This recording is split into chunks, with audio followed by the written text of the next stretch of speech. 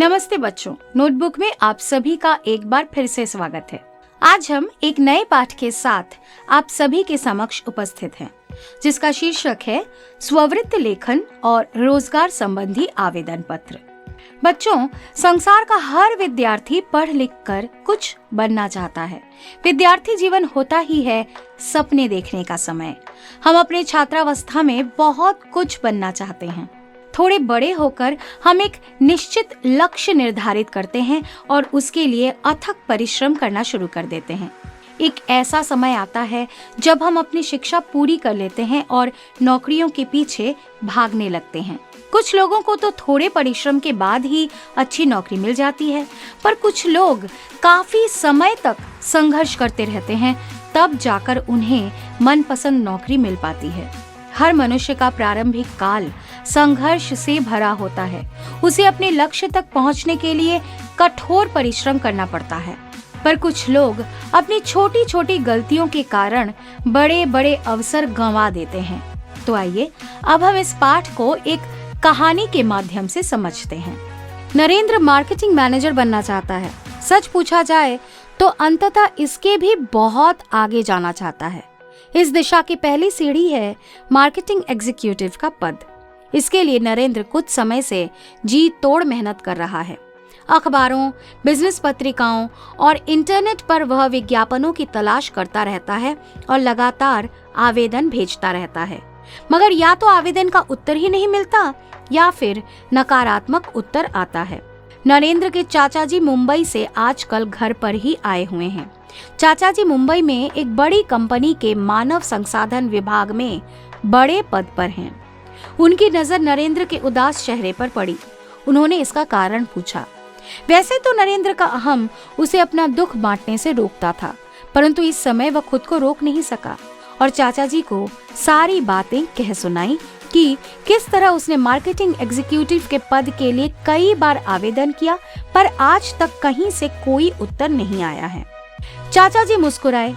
मानव संसाधन विभाग में काम करने की वजह से ऐसी स्थितियों से वे अवगत थे। उन्हें पता था कि किन कारणों से किसी उम्मीदवार के स्ववृत्त अस्वीकार किए जाते हैं। उन्होंने नरेंद्र को समझाते हुए कहा, बेटे, जिस तरह तुम्हें नौकरी की तलाश है, उसी प्रकार कंपनियों को भी अच्छे उम्मीदवार की खोज रहती है, मगर उनकी समस्या ये है कि वे जब भी कोई विज्ञापन निकालते हैं, उनके पास स्ववृत्तों का ढेर लग जाता है। कई बार तो 5 पदों के लिए 5000 स्ववृत्त आ जाते हैं। ऐसे में किसी भी कंपनी के लिए क्या यह संभव है कि वह हर किसी को बुलाए और उनका साक्षात्कार करे? 5 पदों के लिए अधिक से अधिक 50 उम्मीदवारों को ही बुलाया जा सकता है। ये 50 उम्मीदवार स्ववृत्त के आधार पर ही चुने जाते हैं। नरेंद्र आश्चर्यचकित होकर बोला, यानी साक्षात्कार के बाद तो 10 में से 1 को चुना जाता है, लेकिन साक्षात्कार के लिए बुलाया जाना ज्यादा कठिन है। 100 में से 1 उम्मीदवार को साक्षात्कार के लिए चुनते हैं स्ववृत्त के आधार पर। शेष 99 के हाथ निराशा ही लगती है। चाचा जी ने नरेंद्र को स्ववृत्त के बारे में कई सारी महत्वपूर्ण बातें बताई, जैसे स्ववृत्त का तात्पर्य है अपना वृत्त लिखना या अपना वृत्तांत कहना। वृत्तांत का एक अन्य अर्थ अपनी आप बीती भी होता है, किंतु स्वयं अपने बारे में संक्षिप्त रूप से आवश्यक सूचना प्रदान करना ही स्ववृत्त लेखन कहलाता है। अंग्रेजी में इसे बायोडेटा, रिज्यूमे या सीवी कहते हैं। स्ववृत्त का तात्पर्य आत्मविज्ञापन या आत्म प्रशंसा कदापि नहीं है। यह स्ववृत्त किसी आजीविका प्राप्ति के संदर्भ में लिखा जाता है। इस पत्र में व्यक्ति पद से संबंधित अपनी योग्यताओं, कार्यानुभव, उपलब्धियों को प्रस्तुत कराता है। स्ववृत्त व्यक्ति के वैशिष्ट्य का परिचायक होता है। प्रत्येक कार्य के लिए स्ववृत्त की रूपरेखा और रचना भिन्न प्रकार की होती है। यथा नौकरी के लिए शैक्षणिक योग्यता और व्यवहारिक अनुभव के बारे में विस्तृत जानकारी देना आवश्यक होता है, क्योंकि नौकरी देने वाले को आपके कार्य कौशल और योग्यता का मूल्यांकन करना होता है।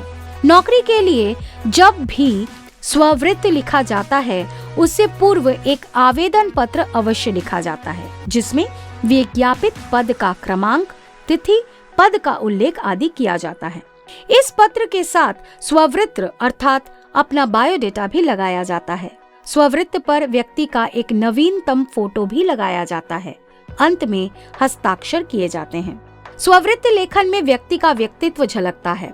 इससे नियोजनकर्ता संस्था को सही व्यक्ति को चुनने में सहायता मिलती है। कहीं कहीं नियोजनकर्ता द्वारा हाथ से लिखा तो कहीं कहीं टाइपिंग बायोडेटा मांगा जाता है।